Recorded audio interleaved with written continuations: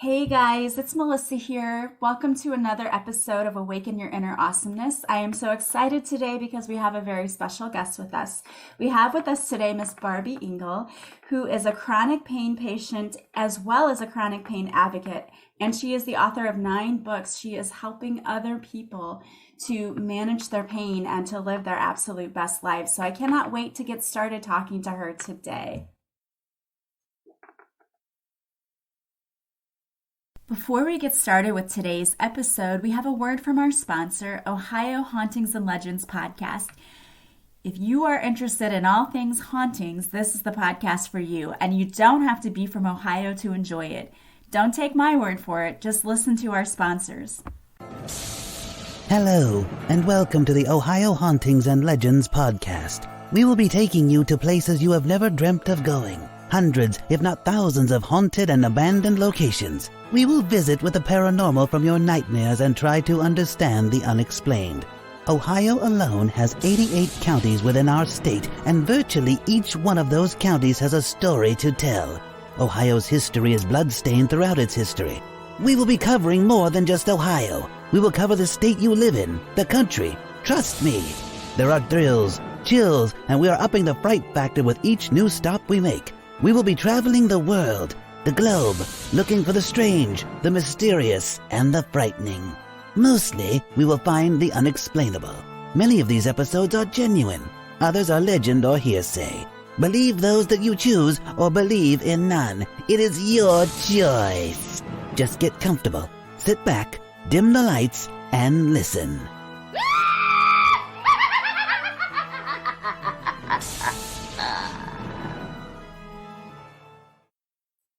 Thank you so much for being here with us today, Barbie. Thank you, Melissa. I'm so excited to be here and excited to share with you and your audience about my journey. And hopefully people can take little seeds of what I say today and then plant them and have a tree when they need it of knowledge. I love that. Yeah, I cannot wait to hear all about your journey because I know personally with my own family, we're going through sort of a health crisis with my mom. And it's one of those things where traditional and conventional medicine is failing us right now. And so we're really digging and trying to look for alternative methods of healing for her. So I cannot wait to hear your story because it sounds like you kind of had the same thing where you had to go around the conventional, traditional ideas and come up with your own solutions. So before you tell us how you did that, why don't you just give us a little bit of a background about you, who you are, and your journey. How did this start for you? I started off, I grew up as a cheerleader. I was coaching. I was on top of the world, living my best life, and had full awesomeness in my life. And from there, I had a minor car accident. Just before the car accident, a few years before, I went through endometriosis and ended up having a full hysterectomy and a oophorectomy and thought I'd conquered the world. So I didn't think anything else could ever bother me again. I couldn't have children of my own, but I was a head collegiate coach at a university, and I was responsible for 56 student athletes. And I thought there was, I wasn't missing out on anything because I was able to have all these student athletes in my life. This 8-second car accident changed my life. And that, really, they told me I would be better in 3 or 4 days. And here we are almost 20 years later from the car accident. And it triggered an autoimmune disease that started attacking my body. I didn't know what was wrong. All I knew was I could not live the life I was living and everything around me was falling apart. And it took me a while. It took me about 3 years to get the proper diagnosis and another 4 years to get the right treatment. I was bedbound and wheelchair bound most of that time. And I still tried to hold on to my life. I didn't want to give that up. And the harder I held on, the harder it got to live. And I had to find a way. So that's kind of how my journey started, was an 8-second car accident. And they said, you have whiplash and you'll be better in 3 or 4 days. And that was not true. But neither the doctors I saw or myself knew exactly what it was. It turned out to be a rare disease. Oh my gosh. Wow, that's incredible. And talk about life changing. Yikes. Everything in my life changed. I went from having a lot of money, having my own cheer and dance training company, being a head coach at a Division 1A university, married for almost 10 years, to losing my marriage, losing my job, losing my company, going on to food stamps for a while, lost the ability to drive. I literally lost all the things I had worked my whole entire life to build, and had to start over. And I thought, this is the end of the world, end of my life. But I learned and bounced back and struggled, but was able to rebuild a life. And it's different, but I'm excited that I was able to do that. Yeah, I really love talking to people who have had to go through adversity, because I think, and I've been saying this in my podcast, there's something different about you and about others like you, because for many people, if that had happened to them, they would have just laid down and said, okay, I'm down for the count. I'm out. I'm not going to try anything else because I'm just going to listen to the doctors who are telling me that there's nothing else. And I know so many people who do that, who just, when they get knocked down, they stay down. But then there are people like you who decide that they're not going to be knocked down for the count, and that they are going to get back up again and get back up and be better. So how did you start doing that? I turned to all the things I learned in cheerleading. And I remember as a child, my dad would say, how are you down there smiling and cheering and performing when your team is losing so bad? And the football team's supposed to be out there and win the game every time, but there's always a winner and always a loser every game. And when I had to look at my health and my life, and it seemed that I kept losing and losing and losing all the things that I loved in my life, I turned to those skills that I learned in cheerleading to keep going, keep performing, keep smiling, even though we're losing 50-0 in the moment. Life was no longer about doing backflips across the football field. It was now about, how do I make it to the next day, and what's the best way to get there for myself, for my health, for who I am. It was not always, I thought I would always be that physical cheerleader. I had to turn into being a mental cheerleader, and taking those skills of time management, responsibility, digging down deep, even when you're in the darkest times, and use that hope that was always there, although sometimes there was less than I thought I could use or needed.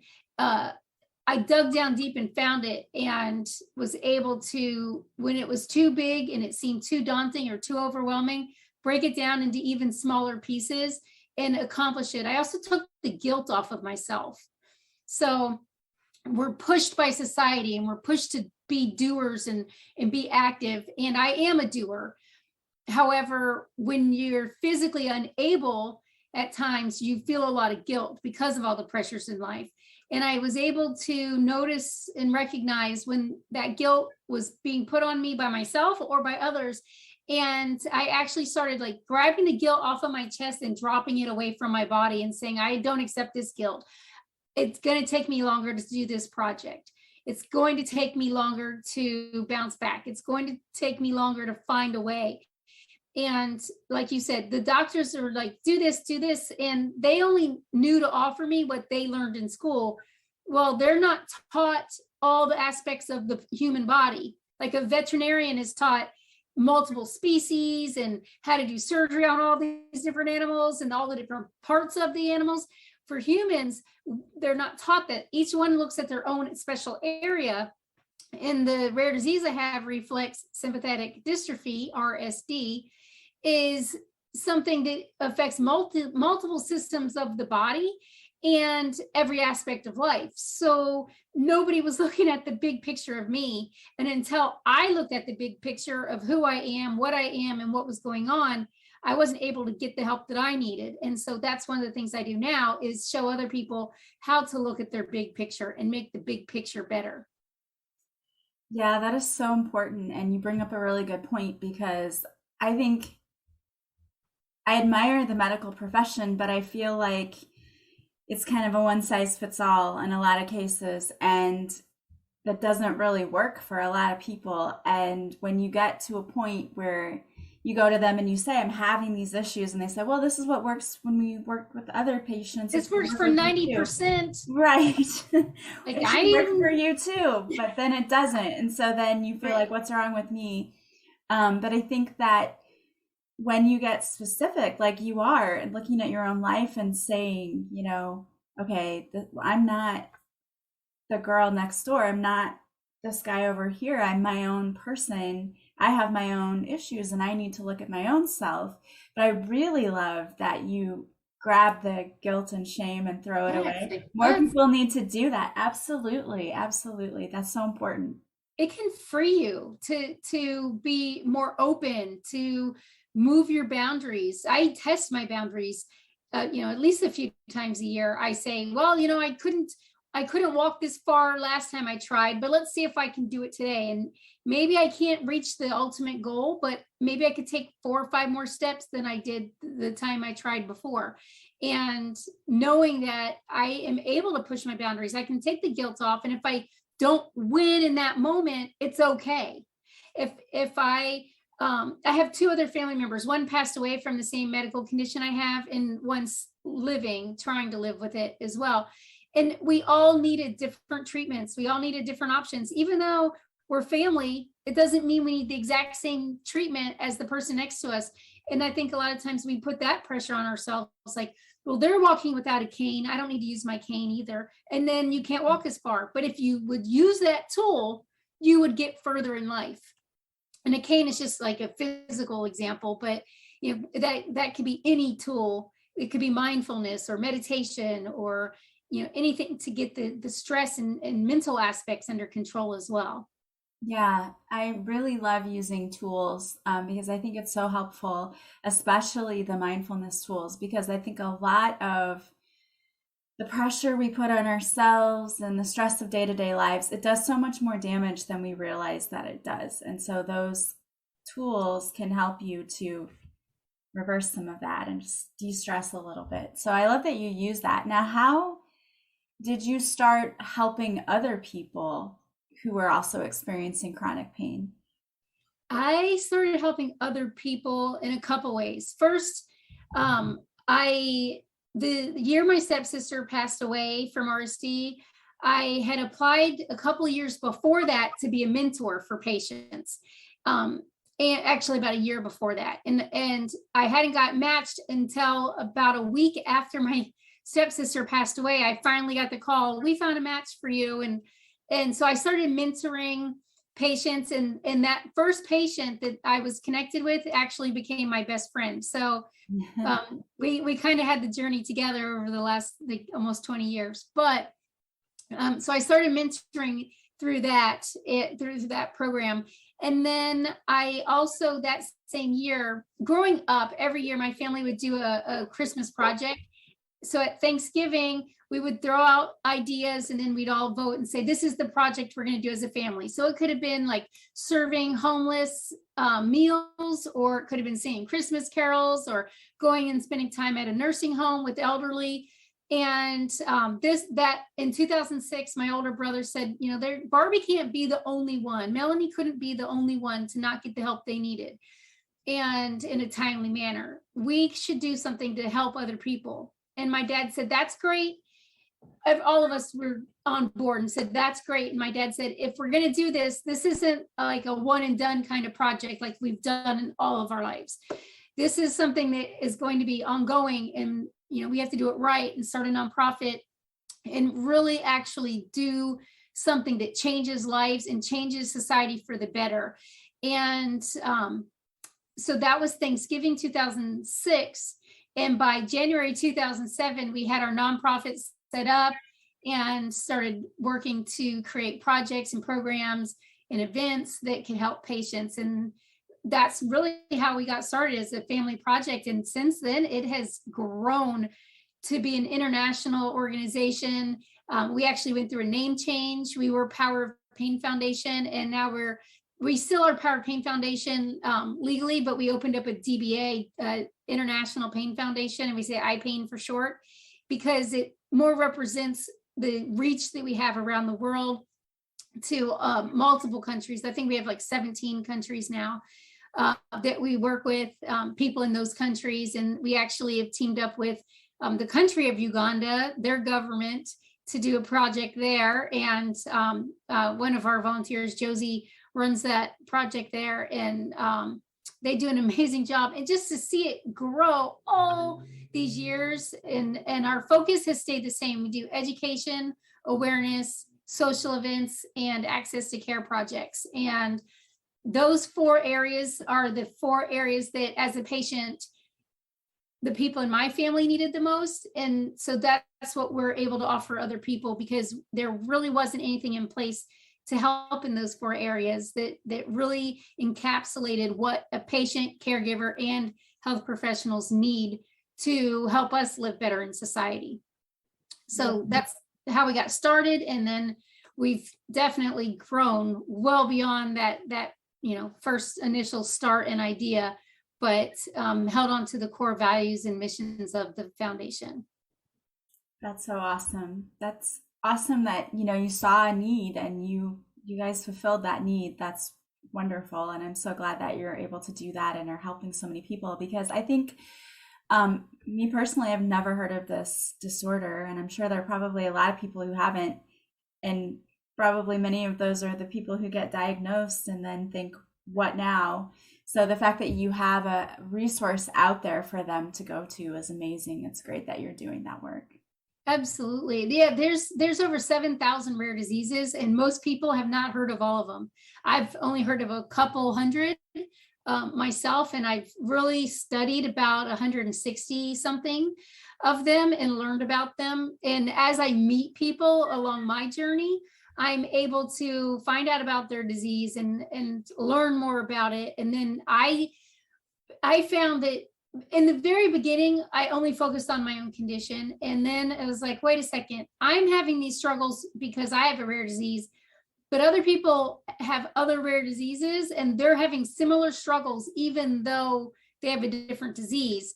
So we very quickly, after the first year that iPain was in service, we said, look, there's other people that have other challenges that are similar, that the same structure that we have in place could help them as well. And I've been fortunate to meet many, many, many patients, hundreds of, not hundreds of thousands, but tens of thousands.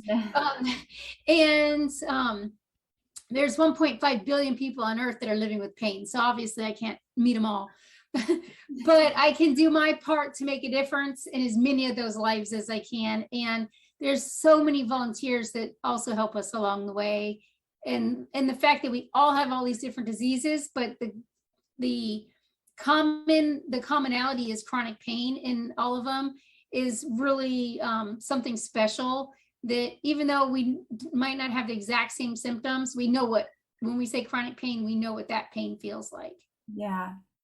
Yeah. And I think that a lot of people who suffer from chronic pain probably also experience the same kind of emotions of maybe feeling hopelessness and depression and the different things that come on from that, because I do know someone who was in a motorcycle accident, and his spouse would always talk about, the different difficulties that they went through because of the chronic pain that still exists 20 years after that motorcycle accident too. So yeah, it's very isolating. Mm-hmm. When I had my car accident and I started going through this process, I lost my marriage of 10 years.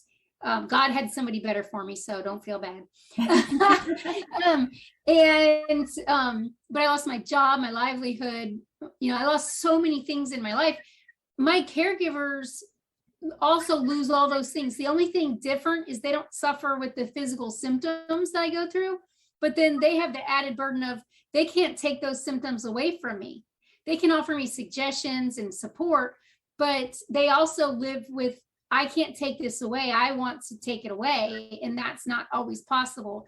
And like your friend that had the motorcycle accident, it's not something that it's something that happened in life, but it's nobody's necessarily somebody's fault. And all the things that come afterwards are, boulders in our life that we have to figure out a new way of being and a new way of doing, whether we go cut away through the boulder, over, under, around, whatever way, but know that there is other ways. And that once you can start seeing that, okay, I wanted to go straight on my path, but I can't. There's a boulder. I have to find another way around it. There's a million ways around it. You just have to start trying to figure out which way to go. And if that has a roadblock that comes up, find another way. It's possible to accomplish what you want to accomplish. It might just look different than you thought it was going to. Mm-hmm.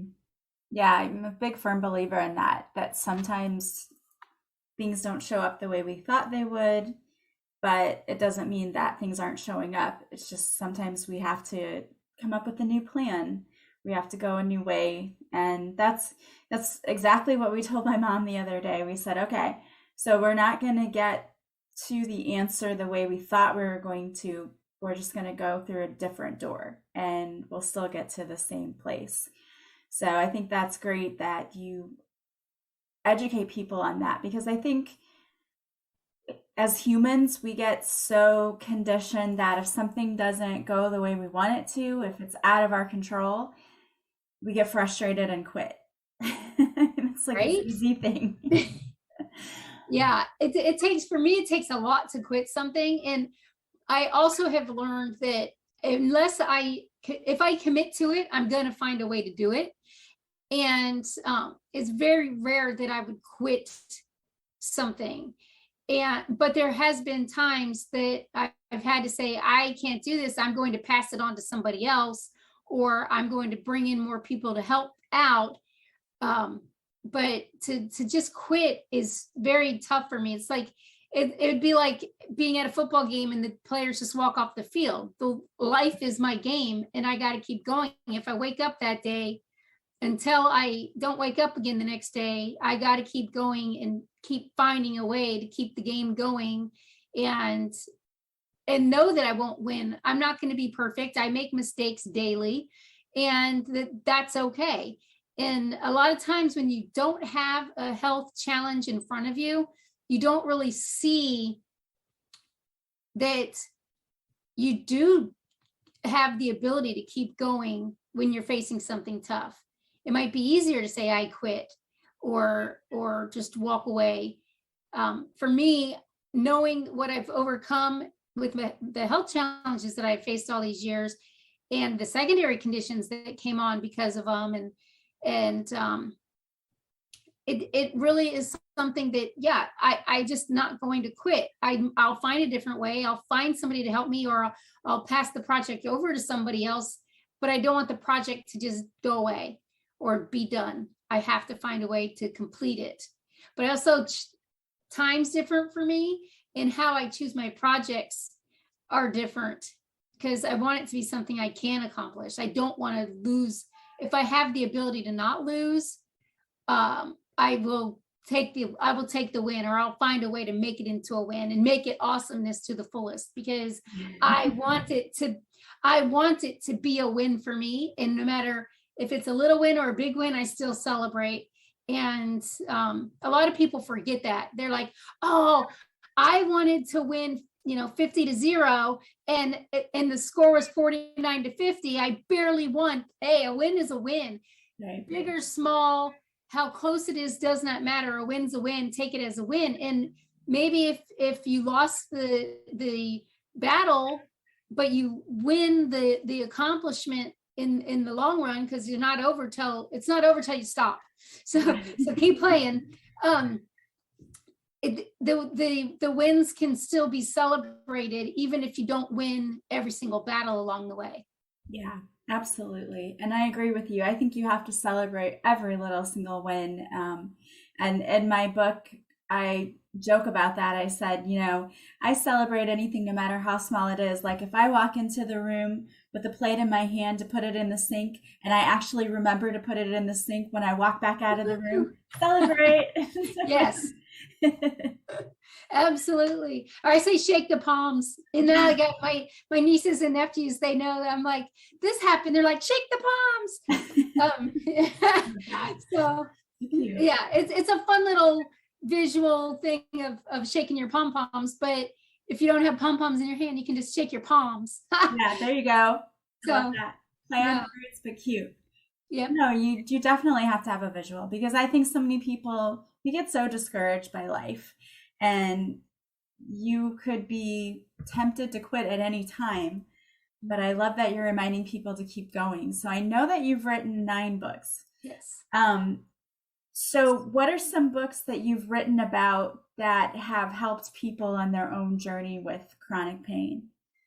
I think the first one that I wrote that was the most helpful, and it's my bestseller, is called RSD and Me.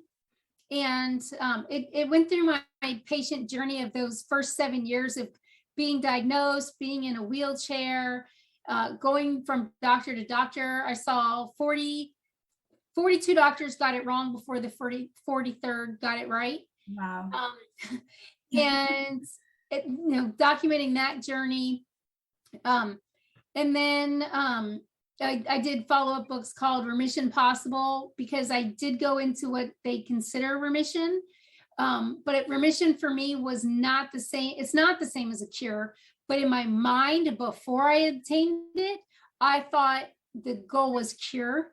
But I have a rare disease and I'm going to have it for the rest of my life. So what does remission mean? And that it is possible for people to obtain, but you might have to change what your vision of it is. So that was helpful for me to write it, but also other people to read it and go, oh, wait a second, like this could be a win for me. I just need to reframe how I was thinking this.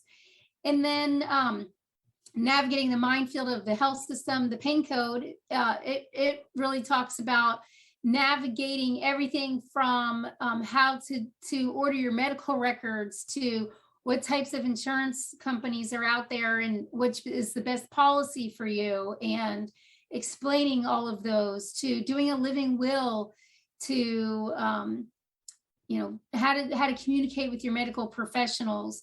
And then the one that's helped me, like with family relationships and creating a great relationship with my siblings and my nieces and my niece and nephews, is called Aunt Barbie's Invisible Endless Alley. And that's a children's book. My brother animated the children's book and or illustrated it. And he's an animator, and he illustrated it. And that really brought me very close with, especially my 4 youngest nephews and niece, to the point we have a really great relationship, and it teaches them how to interact with me the best way possible. But it also teaches other families. They can use it as a tool for their family to say, this is, Aunt Barbie or grandma or mom or dad or whoever it is in your life. This is how you can best interact with them. Sometimes they're going to need breaks. Sometimes they're going to need the lights down low or quiet time. But that doesn't mean they don't love you. And this is how they can show their love. And it teaches that kind of relationship. And so that's a special one to me. I did one on relationships with my husband, and keeping that closeness, even if you can't be physical as much as you want or as often as you want, how you can get through that and stay close spiritually and mentally with your partner. So I have a wide variety of topics that I cover. Yeah, you do. So that's awesome. I love that you wrote a book too about patients like advocating for themselves too, because I just did a podcast myself about that on my Patreon page, because I'm learning so much going through all of this with my mom that you really have to be educated and know what you're doing and what you're talking about, because we had so many physicians who were trying to bully us into making certain decisions that we didn't want to make, because they didn't want to deal with, they didn't want to deal with offer you what they want to offer you. Yeah. and they make you feel bad. They'll say statements like, this is all there is. No, this isn't all there is. This is all they have to offer you. There's other providers that have other choices and options. So don't ever feel pressured into doing that particular treatment. Find out what will be best for you, that you are comfortable with. You, the caregiver, the patient, the whole team has to be on board. And you want to look for medical professionals that are willing to be on your team, but let you be in charge. What do I want to do with my body? What am I okay with? What am I not okay with? As a family, my father-in-law just passed away on November 30th. And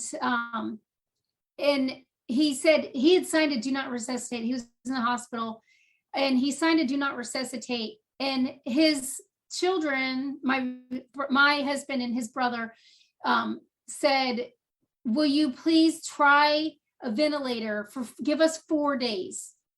Because they thought if he had 4 days, he had COPD, but he also, and emphysema, he also got COVID, and he also had a bladder infection and a kidney stone, all at the same time. Yeah. So his body was way overwhelmed.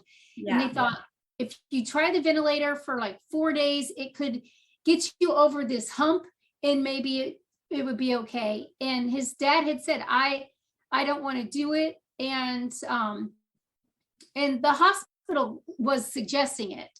And he said he didn't want to do it. So at first they were like, okay, he's done. He's not going to do it. And then they said, please, Dad, 4 days. And his dad said, okay, I'll do 4 days. And he actually survived 5 days on the ventilator, and then passed away. But it got us through Thanksgiving and, through the end of the month. And the day before he passed away, the nurse walked into the ICU and he literally sat up and smiled.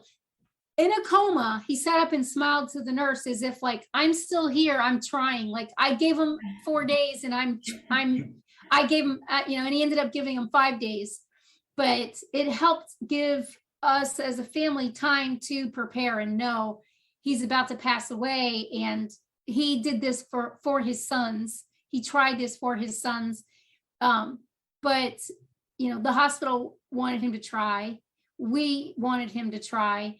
And he fought till the very end. And even after the ventilator was turned off and his oxygen was down to 40, which you can't be sustained on that, he still was trying to keep going.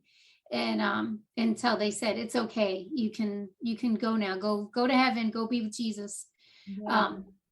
He really was trying to push through it and live and have that, have more time here on earth. But it, it has to be up to the patient to know what they want and what they're willing to do and who they're doing it for, or, doing it for themselves. Yeah. That matters too. Absolutely. And it's so important to have doctors who listen. It's so important. And I felt like that was one of the issues we had, was we just had, doctors who were coming in and they just wanted to do what by the books. And, it's like, why are you trying to put her through things she doesn't need to have? It was frustrating. So I really can sympathize with that. Yeah. I had a doctor tell me, he did a vascular study on me, and he said I was going to die if I didn't have emergency surgery. I didn't ask questions. I just trusted and believed. And he rushed me into surgery, and he made a mistake during surgery. And he also didn't have a proper diagnosis for me. And so I didn't need the surgery. Looking back, I didn't need the surgery. I had major complications, including 5 lung collapses and an additional 2 surgeries. And I was overtreated, undertreated, and mistreated. And it was all because the doctors didn't know what they were even trying to treat. They were looking at individual parts of you instead of you as a whole being, or me as a whole being. That's what they're trained to do. And now I know to say, like, doctors in medical school, they're trained that if it sounds like a horse and it leaves horse footprints, that just put it in the pasture with the horses. And sometimes the horse is a zebra. Yeah. And you thought that you're putting the horse in out with the other horses out there in the pasture, but really you just threw a zebra out there. And how is the zebra supposed to survive and be strong on its own? It's not going to work. Yeah. And sometimes it's a zebra fish, and you were totally wrong, and you thought it looked and sounded like a horse, and it's really a zebra fish, and it needs water instead of oxygen. Yeah. And so being open to that and having a doctor that can say, look, I don't know, but let's figure this out together is very important. Yeah, exactly. And I think now there's so many different kinds of treatment out there, whether it's conventional medicine or there are natural medicine doctors out there and healers. And I think that's so fabulous that you have so many different types of treatment options available now. Absolutely. There's hundreds of treatment options for my condition, but many conditions. There's not necessarily a cure, but there's options that we can choose. And it's typically people want that one magic pill. There's no one magic pill. You have to do a variety of treatments to have your best daily living. And in realizing that it's not going to be one provider and one secret medicine that they're going to hand you. It's doing different combinations of options until you find what gives you your best moments and your best life. And it's not going to be the same as the person sitting next to you, even if they have the exact same condition, even if they're your identical twin sibling, you are going to need something different. So be open to that. Yeah, absolutely. And now you also work with people in coaching, right? Is that right? And helping them in their... Well, I mentor patients. Yes. And so it's kind of off of my coaching background. And I also have a degree in social psychology from George Mason University. So I am able to use some of the things I learned in getting my degree. But now I mentor peer-to-peer mentoring. So not necessarily as a professional with like a psychiatry degree, but more of a peer-to-peer mentor where I can help patients navigate the health system, organize their medical care, their medical records, their billing. I've saved thousands of dollars on my medical expenses, just learning how to read a doctor bill properly and how to read an explanation of benefits from the insurance company and comparing the two. And I spent thousands of dollars in medical bills that I didn't need to spend. I've had over $1 million in medical bills. I also had insurance companies say, we want you to try this cheaper medication before we pay for the one that you found that works for you. And it's called step therapy. And I learned how to navigate that part of the health system to the point of getting through step therapy a lot quicker. And when that has come up for myself, and so I can mentor patients into doing that same process so they can get the medications that they need. And it comes down to keeping track of your medical records. If there's mistakes in your medical records, getting them corrected, getting those corrections on file, and really following up and doing your part in having an understanding of what your responsibilities are as a patient, because we're not taught those things. I think we should be. I think it should be taught, Absolutely. At different levels, all the way from elementary school, all the way through high school. This is how you navigate the health system, but that's not happening. So until then, I'll keep mentoring patients and helping have a better healthcare system. There's a novel idea. How about that? I say the healthcare system is working exactly as designed, very poorly. Yes. Very poorly, but it's how they designed it. So right. People, insurance companies and whatnot can make a lot of money, but it doesn't always benefit the patient. And we're the end user. It should benefit the patient. So right. Yes, the whole healthcare system needs a full redesign. One of the things that came out of the pandemic was telemedicine, telehealth.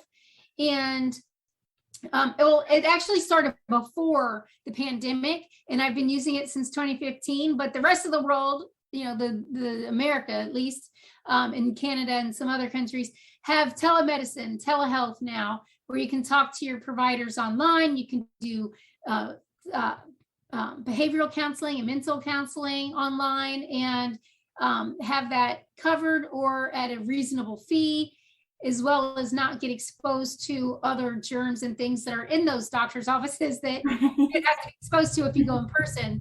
Or when you don't feel like getting, often too, if you have to go to the doctor, you just don't even feel well enough to get out.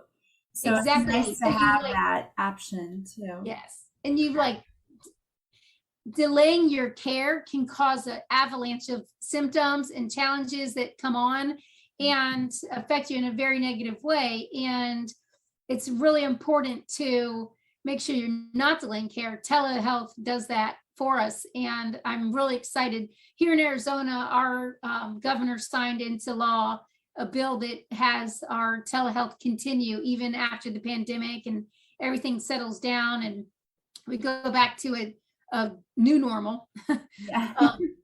That is going to stay in place, and we can continue to have that as a tool in our lives. That's awesome. I love that for counseling too. I think that's so helpful because a lot of people, there's a stigma to that. They think so. Not having to leave their house, I think, really helps with that. Yes. And I want to ask you too, because you have this broad spectrum of things that you have done in your life. You've even been on reality television. So tell us a little bit about that too. I do that to actually raise awareness. So although I'm being paid to be in a part of reality television, I do it so that people will learn my name, maybe look me up, and then find out about my journey and the tips and tools and resources that I can help provide society.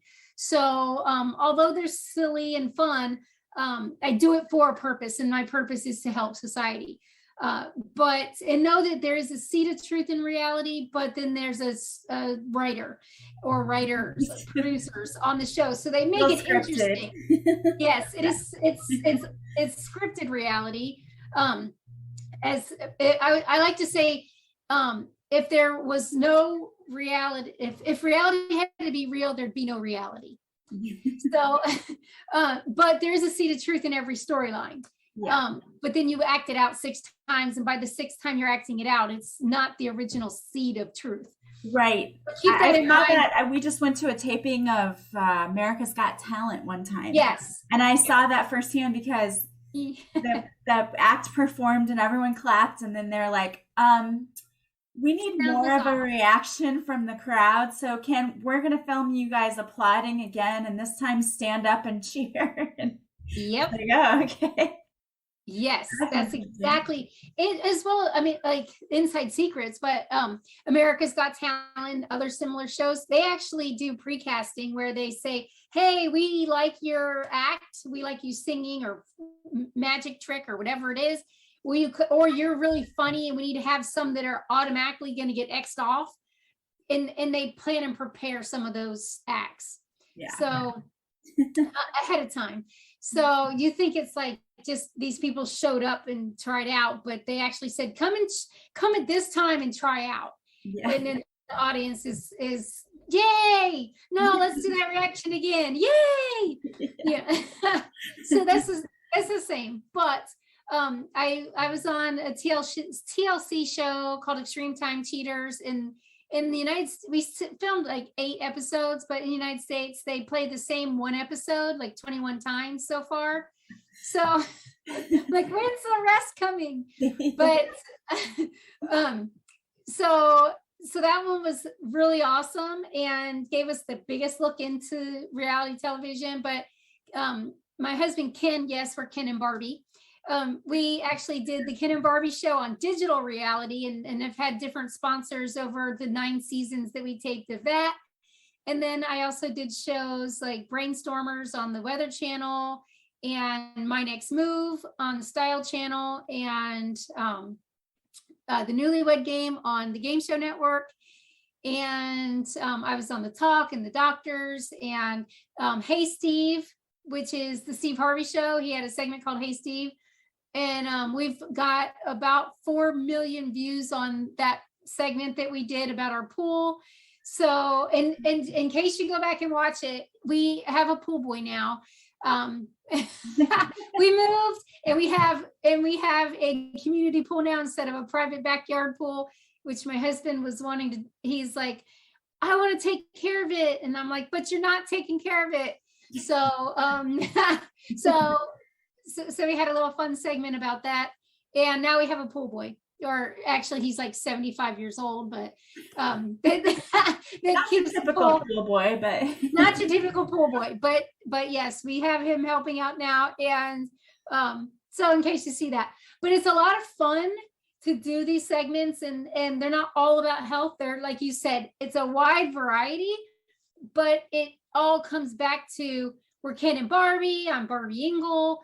Where, how do you find me? What are we talking about? Why do I need a pool boy? Why am I not out there cleaning the pool? Yeah. And it all leads back to my health and my physical limitations. And then people can find out about that and get motivated. And, that we also have this fun side, but we also have a reality of living life on a daily basis and what that takes. Yeah. They get to see the whole picture that way. I love that you're doing that, though, because I think it's important to get your name out there. And, it's hard to do being a business person who has a podcast. It's not always easy to get your name out there. So any way you can do it sometimes is good. Right now I'm an ambassador for Salon Paws, and that came through my being exposed in the media, through telling my story on the local and national news, to doing all this reality television stuff. And they found me through that. So which was funny, because like a year ago I wrote him and was like, hey, I think I'd be a great influencer for you. I love your products. Can you have me on, or can I do something with you guys? And then that never got a response. And then they went and searched the interwebs and found me and said, hey, we'd like to have you do this. I was like, I've been trying to get your attention for a year. I want to ask you about this. Yes. So I have that contract through June 2022. And then next month I'm filming a documentary that will get a lot of publicity in 2023. So I have things in the pipeline that are coming out, and I'm very excited about them. And so, but that's like the two big things that are like, the Salon Pause just started, and then the documentary, they're sending a film crew here to Arizona, and we get to go into all my doctor's appointments and infusions, and they're going to follow me and my husband around and show what it takes to live my life from the healthcare perspective. That's awesome. You'll have to keep us updated on when that comes out, because I would love to see that. And I'm sure our listeners probably would too. Maybe you can come back on when after it's aired, so that we can talk about it. But I love everything that you're doing and bringing awareness to not only this disease and chronic pain in general, and people who maybe have limitations, but also teaching people that your limitations don't have to limit you. I love that you have lived your life that way and you're helping others to do that. So I want to thank you again for everything that you're doing. It's just amazing, and you're an amazing person. Oh, thank you, Melissa. Yes. And I think you're awesome. And I think Awaken Your Inner Awesomeness is a great podcast. I appreciate everything that you're doing. And I think everybody listening should give you a 5-star rating and tell you how awesome you are. Leave a comment wherever you're watching from, and show Melissa how awesomeness she is, and give her 5 stars. Thank you. I would love that. That would be so awesome. Let's cheer her on. Right. Thank you. I would love that. That's so awesome to have some cheerleaders. I know I definitely have some awesome listeners out there who are definitely my cheerleaders sometimes. Now, I want to ask you if there's anyone out there listening who maybe would like to get a copy of your book, or maybe they want to work with you and have you mentor them if they're going through maybe some difficult times right now in their own health journey. What's the best way for them to do that? The best way for them to find me is my name, Barby Ingle. You can Google it. You can go to my website, which is my name, barbyingle.com. And all of my social media handles are at the top right of the screen on my website. And then if you need more specific help with chronic pain, you can go to internationalpain.org and find out more information about International Pain Foundation, as well as all of our projects and programs. and all of the social media for International Pain is linked at the top of their website. And you can find out about all of our projects, our yearly summit and the November project, and our RSD awareness quilt, which is the international project, and all the other things that we have going on with the foundation. Awesome. And I'm going to have the link to your website in the show notes too. So if you want to go and follow her, get the book, just get any other kind of information, you can just click directly from the show notes. So the last thing that I usually ask my guests is to leave our listeners with a little bit of wisdom for the day. And I know you've already given us so much, but if you have one piece of advice that you could leave for our listeners today, what might that be? I would tell your listeners to always have hope. There's great reason for hope because there is help. All you have to do is reach out and seek it. Awesome. Exactly. I was just telling my mom this the other day. I love that. Love it, love it, love it. So thank you so much for being here with us and sharing your journey and doing the work that you do to help others. I think that is so amazing. And thank you for being here today. Thank you for having me, Melissa. And I want to thank all of you for being here with us today, too. As always, if you like this podcast, please subscribe. Please leave a positive review from wherever you're listening. And the greatest compliment you can pay me is to share this podcast with others. Also, I want to encourage you to follow me on social media. And if you want to work with me, you can go to my website, melissaoben.com. There you'll see all the services I offer. You can even book a free discovery call with me to see how I can best serve you. I want to thank you guys for being here today. I am sending you guys so much love and light. I hope you have a beautiful day from wherever you're listening, and I will talk to you soon. Bye, guys.